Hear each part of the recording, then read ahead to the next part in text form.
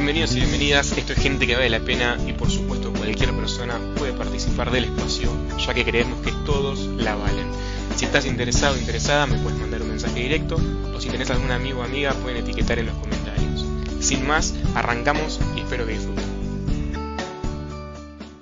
La charla de hoy es una charla muy esperada por mí, es con una persona a quien conozco hace muchísimo tiempo y él sabe que tengo una admiración terrible, además de poder tener el placer de ser un amigo suyo.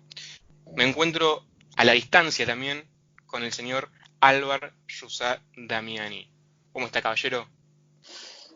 ¿Cómo andas, Maxi? Bien, bueno, muchas gracias por tus bellas palabras. Sabes que el cariño y la admiración es mutua. Bueno, este es el momento entonces en el que te daré un abrazo, que bueno, te lo mando igual virtualmente. Como dije hace un momento, que esto era a la distancia, es porque en este momento estás en España. Sí, sí, más precisamente en Barcelona, en la comunidad autónoma de Cataluña. Estoy viviendo aquí desde hace 3 años. Hace tres años que estás en España y como en este momento, ¿cómo es el aislamiento allá? El aislamiento acá, de a poco pusieron como 4 fases para ir saliendo, creo que en todos lados es más o menos así. Y casi toda España pasó a la fase 1. Mientras que Barcelona y Madrid, que son los dos grandes centros urbanos del país, seguimos en la fase 0, que de todas maneras es un poquito mejor que lo que fue el confinamiento total, en el cual no se podía salir para nada, solo para hacer compras. En esta fase 0 en la que estamos ahora en Barcelona todavía, hasta no se sabe cuándo, ya podemos salir en algunas franjas horarias delimitadas a hacer deporte, a hacer alguna actividad individual igualmente, pero aunque sea para o ir a la playa a nadar a la mañana, que acá tenemos el mar, es una suerte, o salir a andar en bici o simplemente a correr. Así que estamos en esta situación. De a poco se va viendo la luz al final del túnel, al menos en lo que el aislamiento refiere. Después está todo el tema económico que va a ser muy difícil de remontar, se dice. Tot- Totalmente. Cuando surgió la pandemia y bueno, empezó toda la crisis global, ¿cómo crees que se tomaron los movimientos ahí en España? ¿Fueron rápidos? ¿Se demoró un poco? Mirá, yo creo que no nos los vimos venir, ¿viste? Fue como realmente nos agarró sin que lo creyéramos, porque yo estoy viviendo con un chico italiano y él estaba súper pendiente de todo lo que pasaba con el coronavirus desde que llegó a Italia, que como sabes, el virus pasó de China a Italia en principio. Entonces él ya venía como algo que para nosotros era una paranoia. Él estaba todo el tiempo escuchando las noticias de Italia, ya desde finales de febrero, te diría. Y me acuerdo que el 1 de marzo nos convocó a todos los que vivimos acá, que es un piso grande, somos 4 personas viviendo acá, y, y nos dijo el 1 de marzo, me acuerdo, fue que teníamos que tener las cosas claras, quién se quedaba, quién se iba, que dentro de poco era probable que nos tuviéramos que quedar encerrados en casa y comprar provisiones para pasar mucho tiempo adentro. Y yo me acuerdo que los demás éramos todos argentinos en la reunión y no, yo por lo menos no me lo tomé en serio. Y menos de 2 semanas más tarde se cumplió lo que él dijo. Para nosotros exageraba, ¿viste? Él decía, lo que está pasando en Italia va a pasar acá. Y estaba seguro él. Y los demás lo veíamos como algo lejano todavía. Y bueno, creo que un poco refleja lo que pasó, ¿no? Se tomaron las medidas una vez que ya estaba encima el bicho. Que en Claro, ese sentido Argentina tuvo la suerte, bueno, el buen atino de actuar como una precaución, ¿no? coincido en la opinión que estás dando, creo que se tomaron las medidas a tiempo, pero bueno, pareciera que esas medidas están dando algún tipo de resultado positivo, ya que el número de contagiados se está sumando, pero de a poco. Como bien dijiste recién, hace 3 años que estás allá, intentemos hacer una línea de tiempo brevemente hasta hoy, porque vos sos de Quilmes, no es que estuviste viviendo desde siempre ahí, pero sí habías estado un tiempo anterior en España, ¿verdad?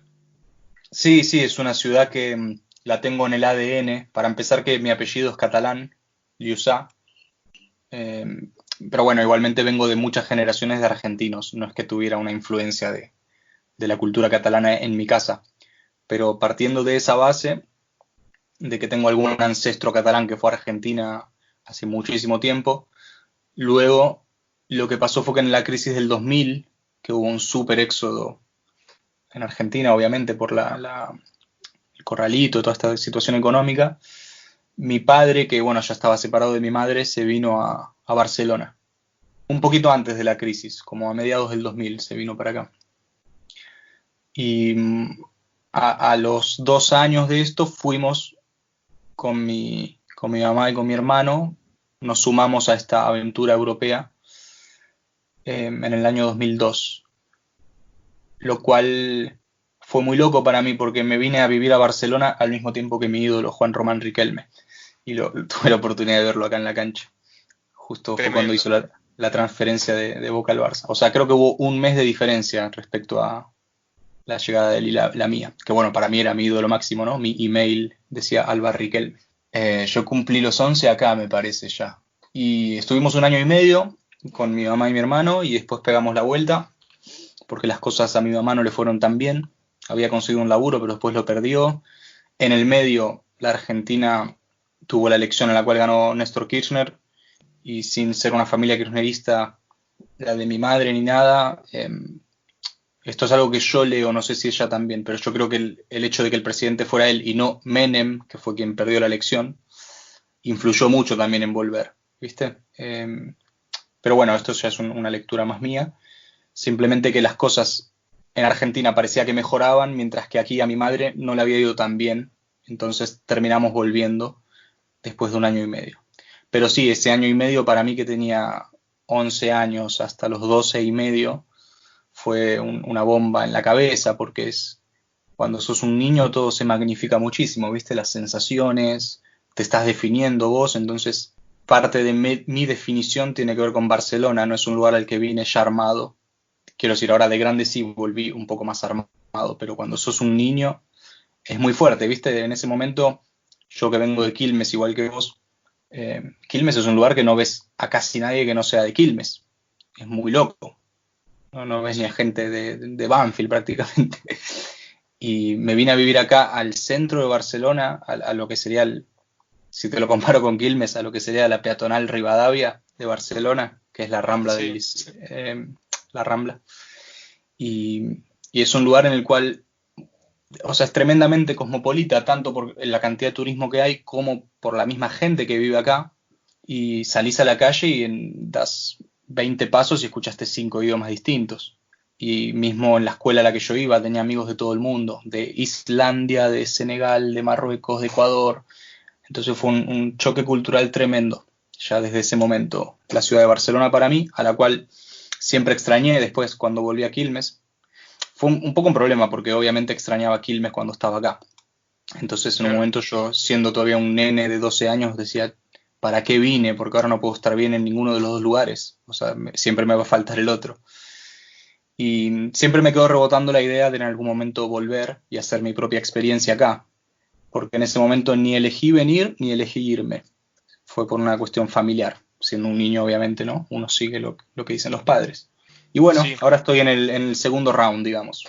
Y en tu vuelta, en este segundo round, ¿cuál fue el cónclave donde vos tomaste la decisión de irte? Bueno, es una sumatoria. Como te digo, primero que desde chico, más que nada, primero por el ejemplo de mi padre. Para mí no era algo loco ni nada, era algo demasiado tangible. Entonces siempre lo vi como una chance. Entonces no fue que fue una especie de salida desesperada, sino que fue algo que siempre había estado latente en mi psiquis, esta posibilidad. Recién nombraste, bueno, el choque de las culturas, y que si bien fue algo tangible, que fue una posibilidad, no fue un cambio radical totalmente, fue más difícil tomar esa decisión de lo que imaginabas y estar allá. Fue más difícil y es más difícil de lo que vos pensabas. Mira, primero respecto a la decisión, no fue tan difícil porque lo que me termina liberando para venir, por así decirlo, es que terminé la carrera que venía haciendo. Yo estudié el profesorado de música con orientación en violín en la Escuela Municipal de Bellas Artes de Quilmes. Y bueno, me recibí. Y aparte de esto, justo había sido la elección en la cual ganó Macri el momento en que tomo la decisión. Yo igual viví como un año y pico de macrismo. Pero eso también me llevó a tomarla en el sentido de que mis trabajos, yo era profesor en el programa de orquestas y coros juveniles para el Bicentenario, un programa que tiene un carácter muy inclusivo, ¿no? De llevarle instrumentos a chicos en barrios marginales, en barrios de calle de tierra, y es todo bancado por el Estado. Los chicos no pagan nada y tienen un violín que les da el Estado y por clases y ensayos de orquesta. Bueno, yo estaba en ese programa 2 años, llevaba trabajando ahí.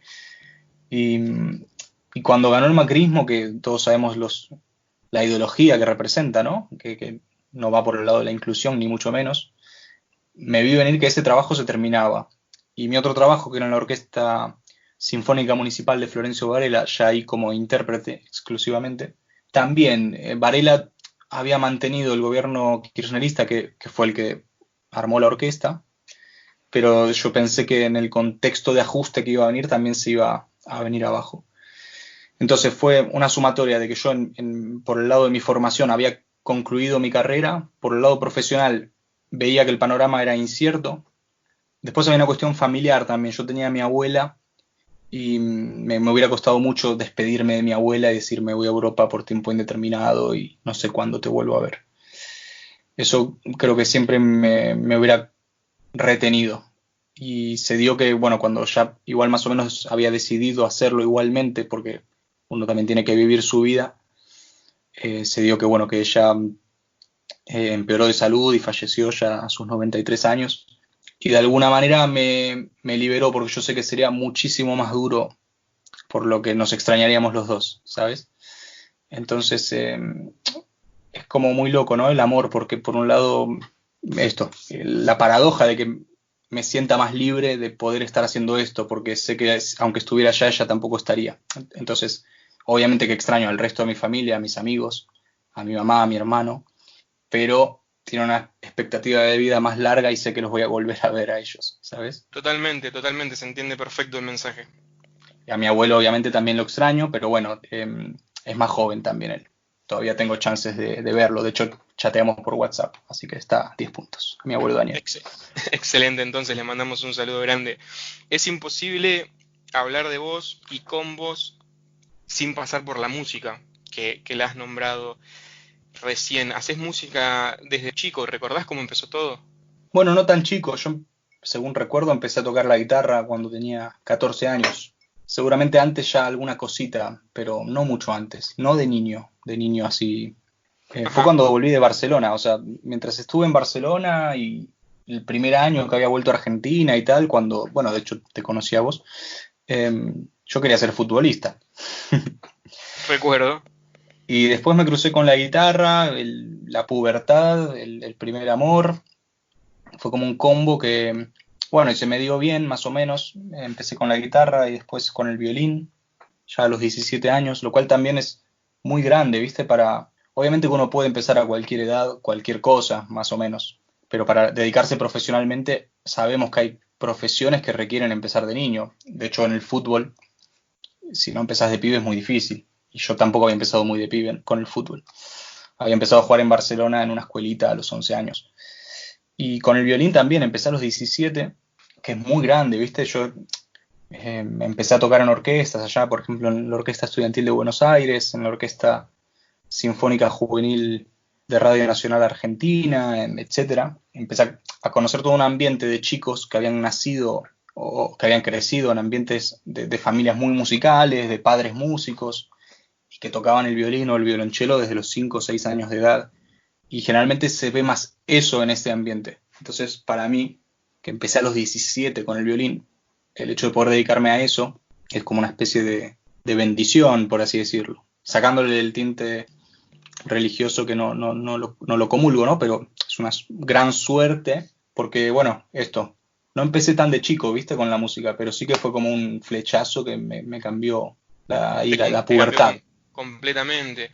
Y no es tan, quizás no es tan general, o quizás mi visión no es tan amplia. Yo no veo quizás tantos adolescentes que se inclinen hacia el violín, o sea, empiezan con una guitarra, eso sí parece ser algo más general, y luego vos te inclinaste por el violín ya cuando tenías 17 años, que plena conciencia.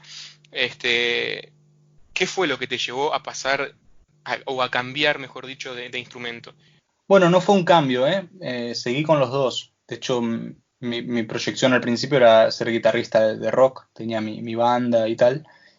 Y empecé con el violín más como un hobby y poco a poco me di cuenta que las posibilidades laborales eran muchísimo mayores. Me di cuenta y me pasó, o sea, llevaba muy poco tiempo tocando y ya un amigo me dijo, che, hay un trabajo, vení, te pagamos. Bueno, cosa que con la guitarra se me hacía más difícil.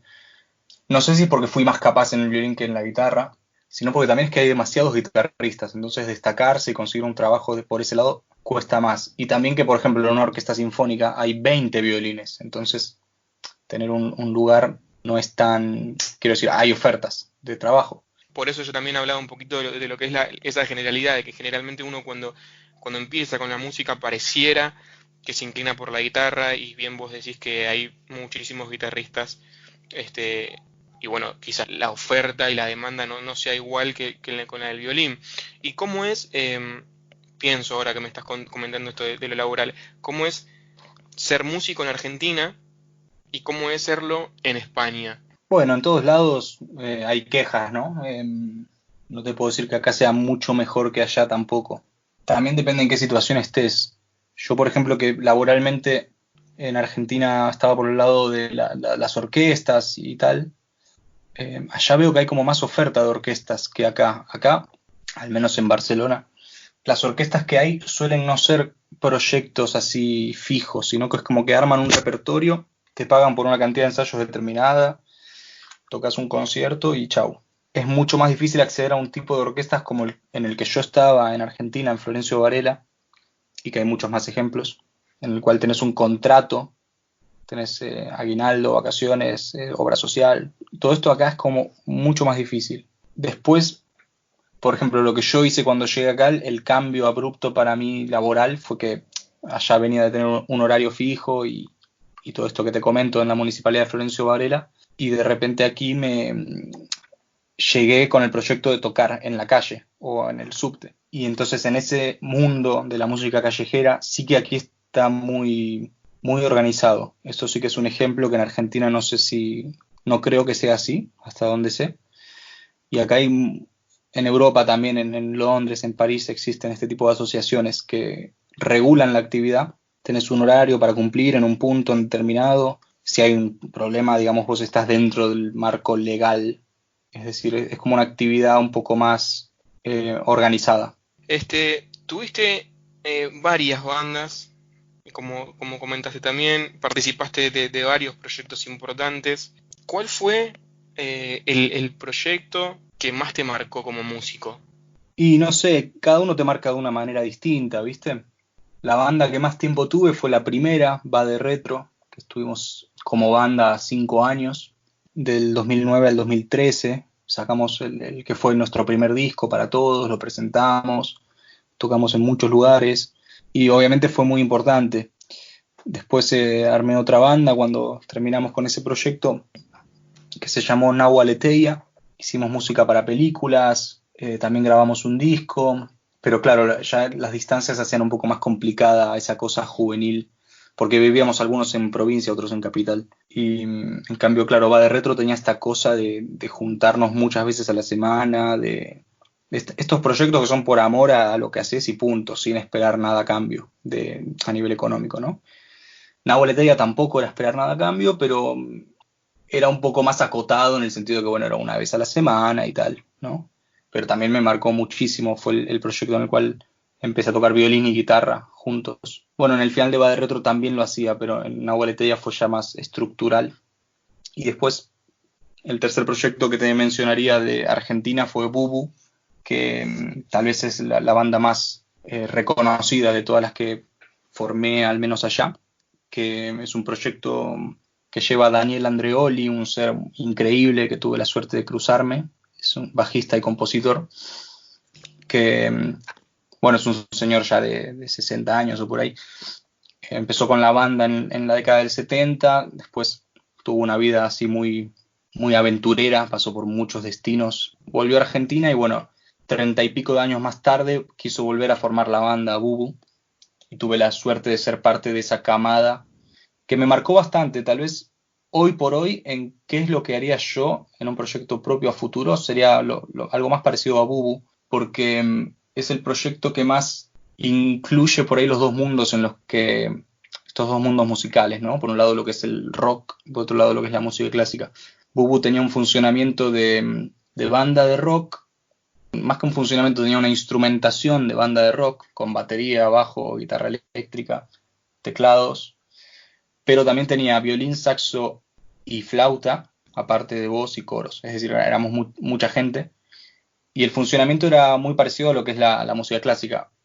Hay un compositor, que es Dani, y lleva las partituras de todos los instrumentos, ya como si fuera una sinfonía que tocamos entre todos, lo cual en el rock es muy atípico. ¿Viste? En el rock generalmente hay una estructura de acordes y cada uno se arma su parte como más intuitivamente. En Bubu había espacio para la intuición y para la improvisación, pero me refiero más que nada al tipo de composiciones. Es como una mezcla, ¿no? de compositores de música contemporánea, pero con esa fuerza y esa vitalidad que tiene el rock que a mí me interesa y con la cual resueno. Sí, sí, quizás un poco más integral.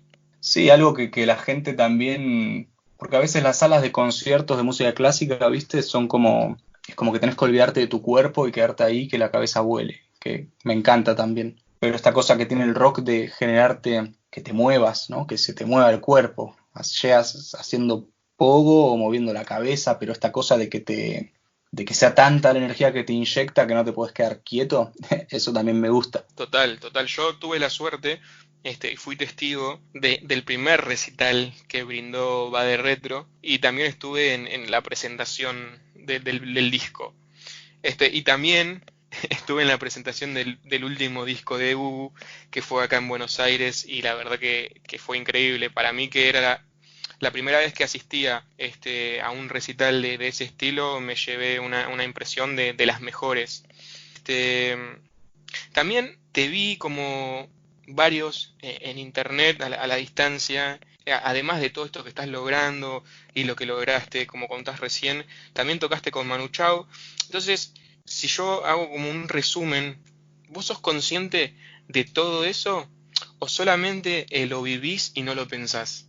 Bueno, el tiempo también hace que es muy loco cómo actúa el tiempo en la memoria, ¿no? Porque muchas veces me pongo a ver videos de Bade Retro o Baleteia o de Bubu y claro, la memoria es muy selectiva también, entonces te quedas con ese momento del concierto en sí y no sé si lo voy intelectualizando mucho, sí que lo tengo presente, o sea, en ese sentido, en ese plano de conciencia sí. Lo tengo presente, de hecho ahora estamos hablando con los chicos de Bade Retro de por ahí lanzar algún material nuevo así a la distancia. Una muy buena novedad.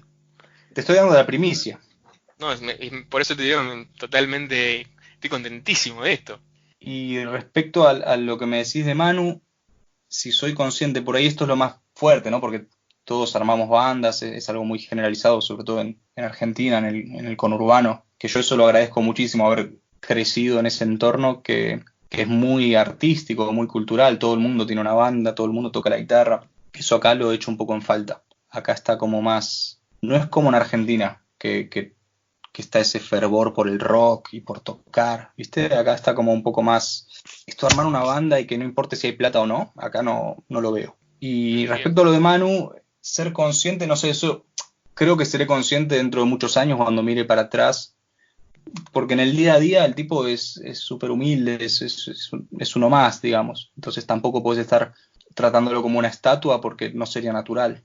Obviamente que soy consciente de que el tipo es un grosso y lo es, y si lo conoces en persona lo confirmás, pero bueno, trato de no intelectualizar lo demás tampoco, o sea, es un ser humano y seguramente tiene un peso simbólico y cultural importantísimo y dentro de muchos años se seguirá recordando su obra y yo tendré la suerte de contarle a quien se cruce en mi camino si la situación se da que lo pude tener de cerca y tocar con él y compartir momentos con él. Álvaro, como para ir cerrando, ¿tenés pensado o qué tenés pensado para un futuro próximo? ¿Cuáles son tus planes?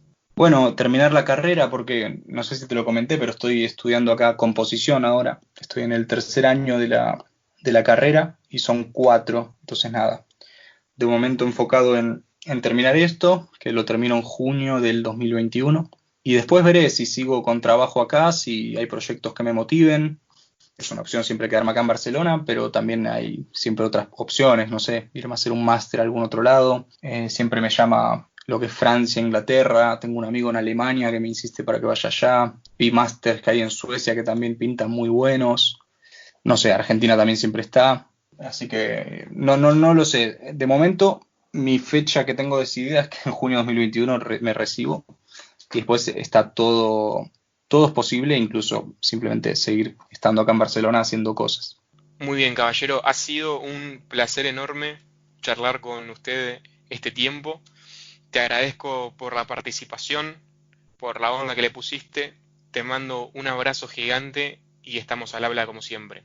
Bueno, el placer es mío, Maxi, y felicitarte por este emprendimiento que en tiempos de cuarentena está bueno, ¿no? Buscar energías de donde las tengamos y hacer cosas, producir, movernos, porque si no es como que nos tapa la desolación de estar encerrados y yo mismo me lo planteo para mí mismo, me pongo como el objetivo de, bueno, esta semana quiero, no sé, producir un video nuevo, subirlo a mi canal de YouTube, lo que sea, ¿no?